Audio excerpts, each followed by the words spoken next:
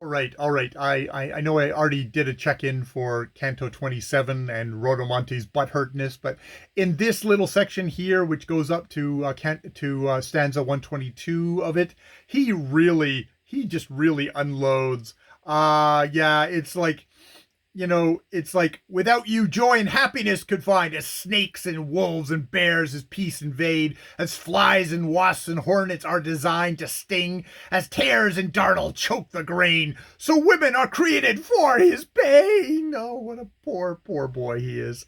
And he says, like, why do we have to have women to multiply?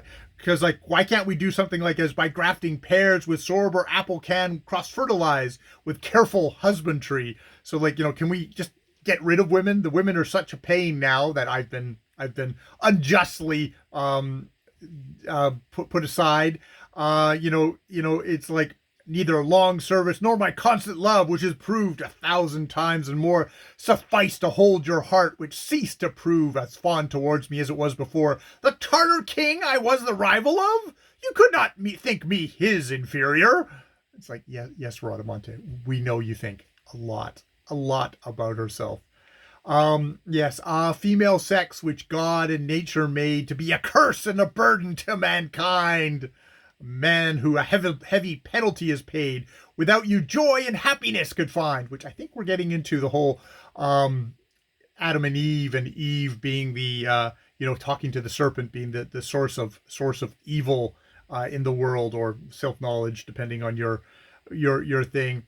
Now what I find funny is that Aristo follows his usual formula, which is he lets some character just unload with misogynistic attack, and then at the end of it, um, uh, as as a for well he at the end of this he goes, for well I, this is the narrator, for well I know, for every 2 or 3 who prove unkind, 100 women true and good you'll find. Which is a kind of like, oh, don't worry, girls, I know you're great, this is just some bad apples. This isn't, this guy saying like, oh, womankind. It's funny, you have a whole big speech of how crappy women are, and then at the end it's like, oh, no, we know he's just being silly. Which is interesting, the balance there of how much you give for women are okay with all this stuff about how crappy women are. I do think of Galicina, whatever her name, the name of the crone, Gal, Gal, Gal, I can't remember her name, but the crone who betrayed her husband, who got the friend to kill him, who's basically a schemer and a rotten, just a horrible, horrible, rotten. The narrator calls her a bitch, but definitely, again, there's a little thing saying like, but I know this is just a bad apple. I'm not drawing inferences between this.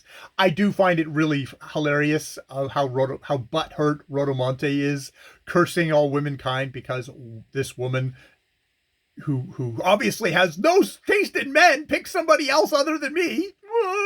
It's like that is just so, it's funny, it's comedic. I really think this is all to undermine Rodomonte as some kind of amazing demigod of a man. Yes. So yeah, that is my check-in. Another check-in I just had to because it's so much fun of Orlando Furioso by Ludvigo Aristo, Canto 27.